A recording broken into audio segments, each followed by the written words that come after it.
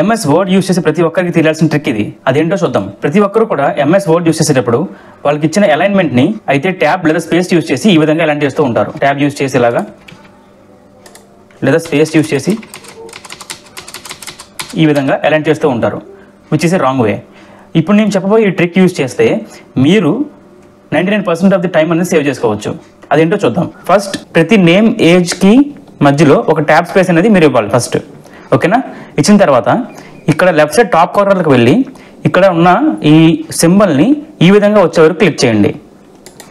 చూసారా? ఈ విధంగా వచ్చే వరకు మీరు క్లిక్ చేసిన తర్వాత కంట్రోల్ ఏ యూజ్ చేసి మొత్తం డేటాను సెలెక్ట్ చేయండి.